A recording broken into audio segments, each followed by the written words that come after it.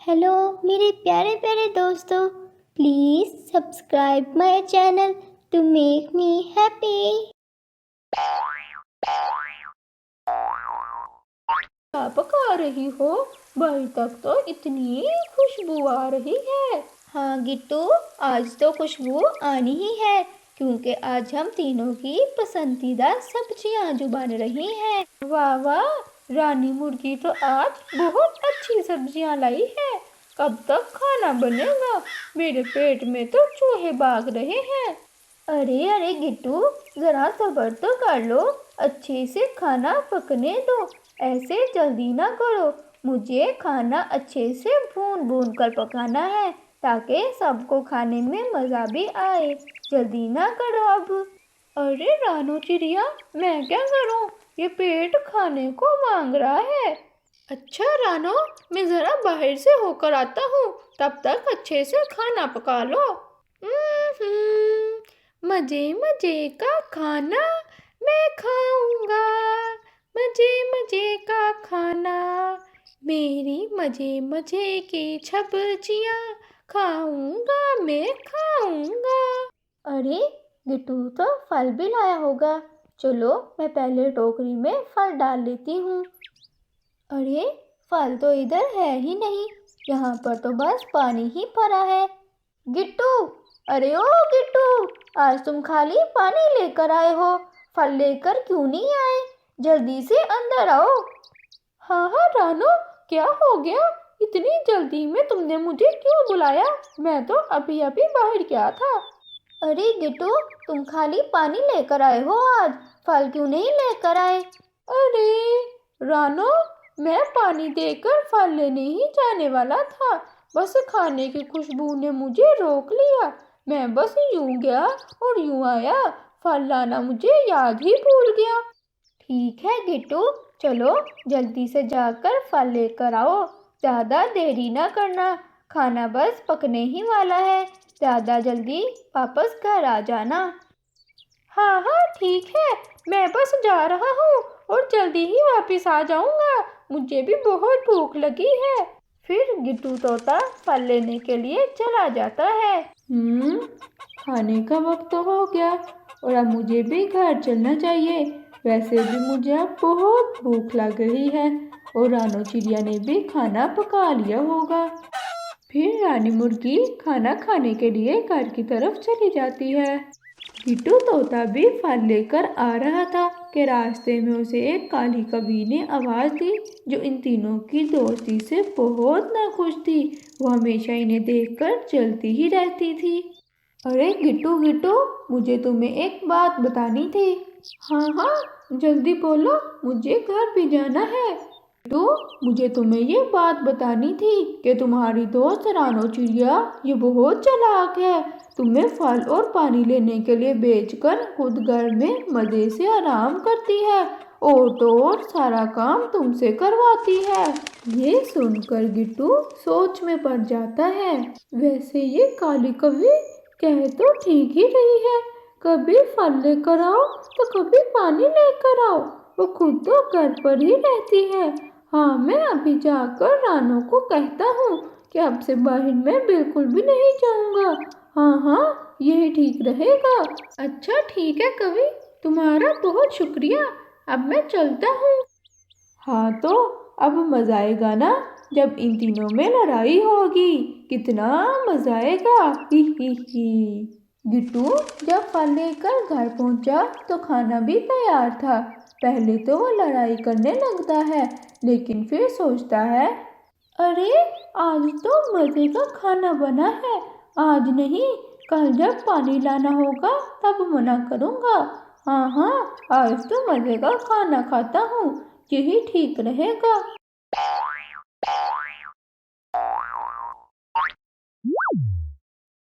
Hello मेरे प्यारे प्यारे दोस्तों, please subscribe my channel to make me happy. ये कहानी एक बहुत खूबसूरत जंगल की है।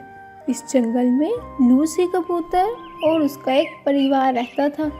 लूसी कबूतर का एक बेटा भी था। वो अपने बेटे से बहुत प्यार करता था। लूसी कबूतर के घोंसले से कुछ ही दूरी पर एक कालू कौवे का भी घोंसला था, जिसमें कालू कौवे और उसका परिवार रहता था। लूसी कबूतर और कौवे की आपस में बिल्कुल भी नहीं बनती थी, क्योंकि कौवा हमेशा कबूतर को तंग करता रहता था। एक दिन जंगल में अचानक कहीं से चील आ गई। जंगल में मौजूद तमाम पक्षी बहुत डर गए। अरे ये चील कहाँ से आ गई? मैं अपने नन्हे से बच्चे को इस चील से कैसे बचाऊंगी? ये चील तो अक्सर बच्चों को उठा के ले जाती है, क्योंकि वे बहुत कमज़ोर होते हैं। न जाने ये भयानक चील कहाँ से आ गई इस जंगल में। मैं अपने नन्हे बच्चे को कैसे इससे बचाऊं? फिर तमाम पक्षी अपने बच्चों को छुपा लेते हैं, क्योंकि पक्षी किसी न किसी तरीके से अपनी जान तो बचा ही सकते थे, लेकिन इनके नन्हे नन्हे बच्चे तो बहुत कमज़ोर थे। वो अपनी जान बिल्कुल भी नहीं बचा सकते थे। तमाम पक्षी सहमे अपने घोंसलों में बैठे थे और चील आसमान में चक्कर लगा रही थी। लेकिन फिर अचानक चील नीचे आई और कालू कौवे के बच्चे को उठा कर ले गई। ये सब देखकर रानी बहुत रोने लगी और कहने लगी, कालू जी, मेरे नन्हे बच्चे को इस चील से बचा कर लाओ। जाओ, जल्दी जाओ, ये चील मेरे बच्चे को कहीं खा ना जाए। कालू जी जाए ना, जल्दी जाए, मेरे नन्हे बच्चे को बचा कर लाए। ऐसा करती हूँ, मैं भी आपके साथ चलती हूँ, हम दोनों मिलकर अपने बच्चे को बचा कर लाते हैं। अरे रानी, तुम यहीं पर रुको, मैं अकेला ही जाता हूँ। वहाँ वो भयानक चील तुम्हें भी कहीं खा ना जाए। मैं वहाँ तुम्हें बचाऊंगा या अपने नन्हे बच्चे को बचाऊंगा। ये कहकर भी कौवा अपने नन्हे बच्चे को बचाने के लिए चील के पास जाता है। ओ भयानक चील, तुम मेरे नन्हे बच्चे को नहीं खा सकती। लगता है कालू कौवे, तुम्हें मेरा पता नहीं है। मैं जो शिकार करता हूँ उसे छोड़ता नहीं हूँ। चील, प्लीज मेरे बच्चे को छोड़ दो। नहीं नहीं, बिल्कुल नहीं, तुम यहाँ से चले जाओ। अगर तुम यहाँ से नहीं गए तो कालू कौवे, तुम नहीं जानते, मैं तुम्हारे बच्चे के साथ साथ तुम्हें भी खा जाऊंगा। वैसे भी मैंने 2 दिन से कुछ नहीं खाया। नहीं चील, रुक जाओ, तुम मेरे बच्चे को छोड़ दो। मैं इसके बदले तुम्हें कबूतर और चिड़िया का बच्चा ला कर देता हूँ। तुम्हें मेरे बच्चे के बदले 2 पक्षियों के बच्चे खाने को मिलेंगे, वो बहुत मज़े के भी होंगे। चील, चिड़िया और कबूतर के बच्चों का नाम सुनकर लालच में आ गई और कौवे से इस बात पर हामी भर ली। ठीक है, तो फिर मैं अपने बच्चे को ले जाता हूँ और चिड़िया और कबूतर का बच्चा लेकर आता हूँ। कालू कौवे, तुमने मुझे पागल समझा है क्या? तुम्हें क्या लगा तुम मुझे बुद्धू बनाकर अपने बच्चे को ले जाओगे? अगर तुम अपने बच्चे को बचाना चाहते हो तो जाओ, पहले कबूतर और चिड़िया के बच्चे को लेकर आओ, फिर ही मैं तुम्हें तुम्हारा बच्चा दूंगा। अरे ये तो बहुत चालाक चील है, सारी मेरी चाल समझ गई। अच्छा चील बहन, मैं पहले कबूतर और चिड़िया का बच्चा लेकर आता हूँ। फिर कालू कौवा वहाँ से चला जाता है। मैं चील को चिड़िया और कबूतर के बच्चे का कह तो आया हूँ, पर अब मैं क्या करूँ, कहाँ से लाऊं? मैंने तो सोचा था चिड़िया और कबूतर के बच्चे का कहकर अपने बच्चे को बचा लूँगा, लेकिन चील तो बहुत चालाक निकली। कौवा भी ऐसा सोच ही रहा था कि उसकी नज़र पास ही एक घोंसले पर पड़ी। उसमें चिड़िया और कबूतर का बच्चा खेल रहा था। अरे वाह, शुक्र है मुझे दोनों बच्चे एक ही घोंसले में मिल गए, वरना मुझे बहुत मेहनत करनी पड़नी थी। लगता है इन दोनों की माँ इकट्ठे मिलकर कहीं गई है, इसीलिए तो ये दोनों एक ही घोंसले में हैं।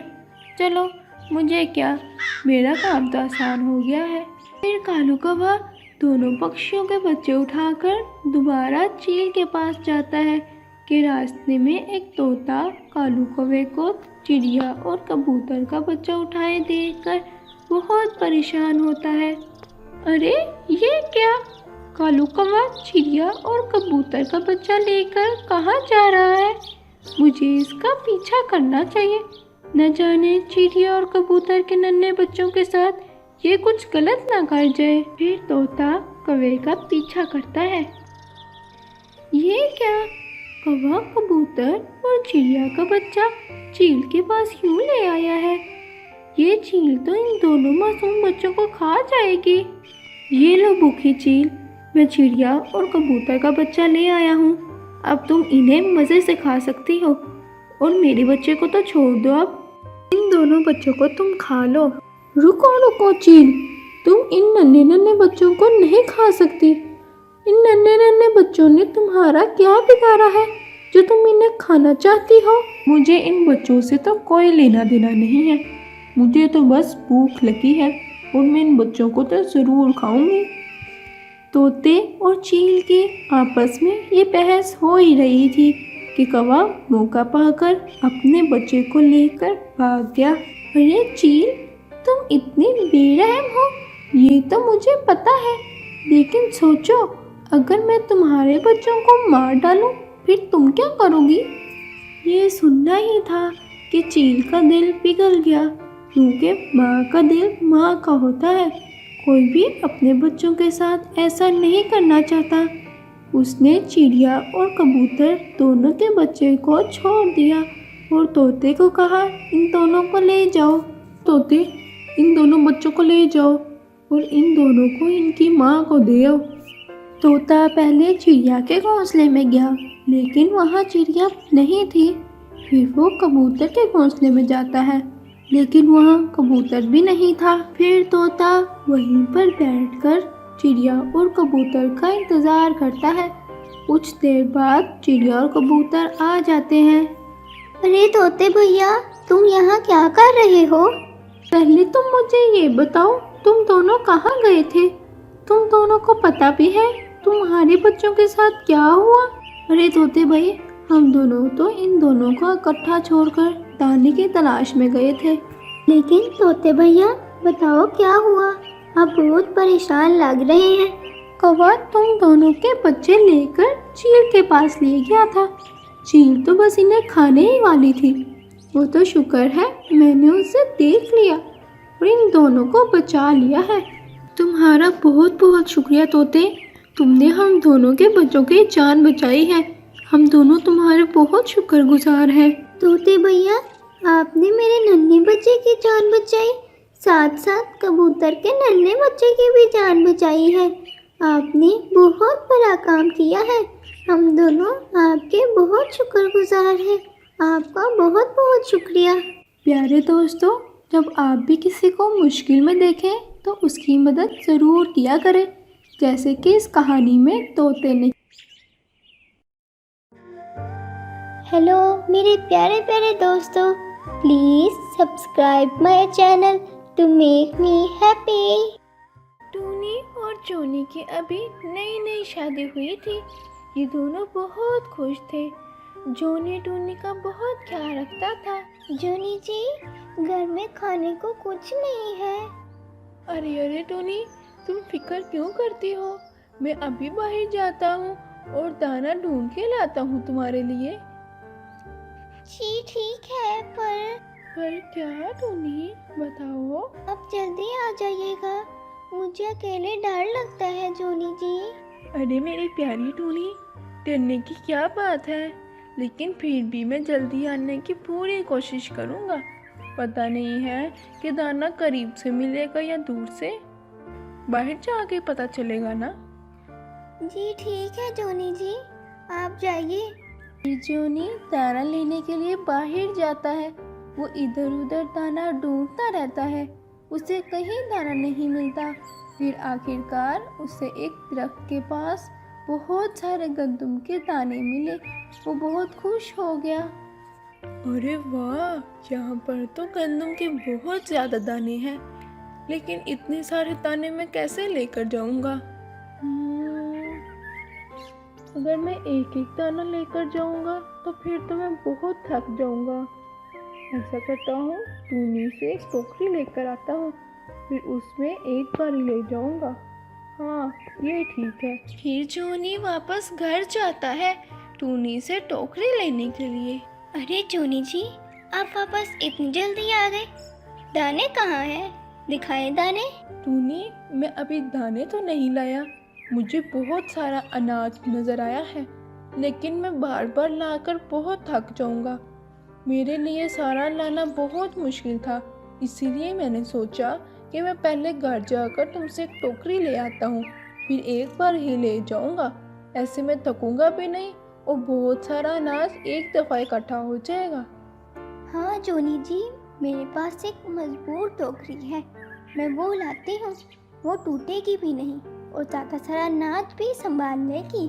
ठीक है टूनी, जाओ जल्दी से टोकरी ले आओ, वहाँ पे अनाज भरा हुआ है, ये ना हो कोई और ले जाए। ये टूनी टोकरी लेने के लिए किचन में जाती है। ये ले जोनी जी मजबूत तरीन टोकरी, इसमें ले आए आप गंदम के दाने ज़्यादा सारे। शुक्रिया टूनी। फिर जोनी टोकरी लेकर दाने लेने जाता है। जब वो वापस दाने लेने जाता है तो वहाँ बहुत कम दाने पड़े थे। अरे, जब मैं पहले आया था तब तो बहुत ज़्यादा दाने पड़े थे, अब ये दाने इतने कम कैसे हो गए? हाँ, पास में ही दरख्त के पीछे छुप जाता हूँ, शायद पता चल जाए दाने कौन चुरा रहा है। जोनी एक पेड़ के पीछे छुप जाता है। कुछ देर तक जोनी तो वहाँ पेड़ के पीछे छुपा रहता है। फिर कुछ देर बाद जोनी ने काली कौवी को दाने चोरी करते हुए देखा। पहले तो वो बाहर गुस्से से आने लगा था, लेकिन फिर वहीं रुक गया। मुझे अभी बाहर नहीं जाना चाहिए, अब यहाँ छुप के ही देखना चाहिए कि असल मुजरिम कौन है। ये ना हो ये कभी पहली दफ़ा आई हो और मैं इसको डांट दूँ और असल मुजरिम कोई और हो। फिर जोनी वहाँ पर ही छुपा रहा। इसने देखा ये काली कौवी तो बार बार दाने लेने आ रही है। फिर वो गुस्से से बाहर आया। अरे ओ काली कौवी, ये मेरे दाने हैं, मैंने इन्हें सबसे पहले देखा था। फिर मैं टोकरी लेने गया था टूनी से, तुम मेरे दाने चोरी करने लग गई। अरे दोस्त, ये तुम्हारे दाने थे, मुझे तो नहीं पता था। मैं समझा था कि ये वैसे ही पड़े हैं, मुझे माफ़ कर दो। काली कौवी बेचारी जोनी को गुस्से में देखकर बहुत परेशान हो गई थी। पहले तो जोनी बहुत गुस्सा करने वाला था, फिर उसे याद आया मेरी माँ ने मुझे बचपन में समझाया था कि अगर जोनी बेटा कोई जानबूझकर गलती ना करे तो उस पर गुस्सा ना करना। फिर जोनी ने काली कौवी को कुछ नहीं कहा। काली कौवी जोनी के ऐसा रवैया देखकर बहुत खुश हुई थी। अरे दोस्त, तुमने तो मुझ पर ज़रा भी गुस्सा नहीं किया, मुझे तुम्हारा ये रवैया बहुत अच्छा लगा है कि आज से हम दोनों दोस्त बन सकते हैं। क्यों नहीं काली कौवी, आज से हम दोनों दोस्त हैं। दोस्त, अब मैं घर चलती हूँ, मुझे घर पर बहुत से काम हैं। ठीक है दोस्त, फिर मिलेंगे हम। फिर जोनी बाकी दाने टोकरी में डालकर अपने घर की तरफ चला जाता है। अरे जोनी जी, आपने इतनी देर कर दी, मैंने आपको कहा भी था जल्दी आइएगा, आपने मेरा ज़रा ख्याल नहीं किया। अरे टूनी, रास्ते में एक वाकया हो गया था, बस इसीलिए लेट हो गया। क्या आप ठीक तो है ना जोनी जी? हाँ टुनटुनी, तुम परेशान क्यों हो रही हो? ये देखो मैं बिल्कुल ठीक हूँ, तुम ये दाने तो अंदर रख कर आओ। अच्छा जोनी जी, मैं किचन में रख कर आती हूँ, लेकिन आप मुझे पहले ये बताएं कि आप लेट क्यों हुए? ऐसा क्या रास्ते में हुआ था कि आप लेट हो गए? अरे मेरी प्यारी टुनटुनी, पहले इस टोकरी वाले दाने अंदर रख कर आओ किचन में, फिर मैं तुम्हें पूरी बात बताता हूँ। फिर टूनी जल्दी से सारे दाने किचन में रख कर आती है और फिर जोनी के पास आकर बैठ जाती है। जोनी टूनी को सारी बात बताता है और साथ ही काली कौवी से अपनी नई दोस्ती के बारे में भी बताता है। जोनी जी, फिर तो आपको अपनी नई दोस्त को दावत पर बुलाना चाहिए। अरे वाह टूनी, ये तो बहुत अच्छा ख्याल है, मैं कल ही उसे पैगाम देकर आऊँगा। फिर अगले ही दिन जोनी काली कौवी के पास दावत खाने के लिए जाता है। अरे दोस्त, क्या हाल है? टूनी ने तुम्हें दावत पर बुलाया है और तुम्हें ज़रूर आना होगा। ना नहीं सुननी मैंने। हाँ दोस्त, मैं ज़रूर आऊँगी और टूनी ने पहली बार बुलाया है, फिर तो मुझे आना ही पड़ेगा। कौन है बाहर? अरे मैं कवि हूँ, जोनी की नई दोस्त। आपने मुझे दावत पर बुलाया था ना?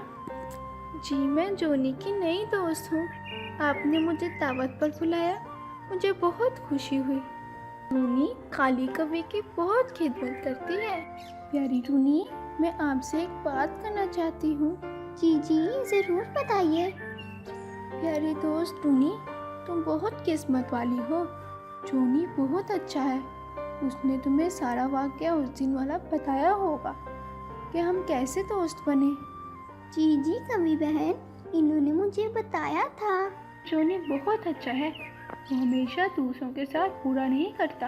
यकीनन उसकी माँ ने उसकी बहुत अच्छी तरबियत की होगी। टूनी काली कवि की बातें सुनकर बहुत खुश हो जाती है। अच्छा टूनी बहन, अब मैं चलती हूँ, मेरा घर पीछे से अकेला है। आपसे मिलकर मुझे बहुत खुशी हुई है। जी, मुझे भी आपसे मिलकर बहुत अच्छा लगा है। आप यहाँ आते जाइए रहिएगा, आपका ही घर है। जी जी ज़रूर। फिर काली कवि अपने घर की तरफ चली जाती है और टूनी जोनी को आवाज़ लगाती है। जूनी जी, जूनी जी, ज़रा बात सुनिएगा। हाँ हाँ टूनी, मैं आ रहा हूँ। अरे टूनी, क्या बात है, तुम बहुत खुश लग रही हो।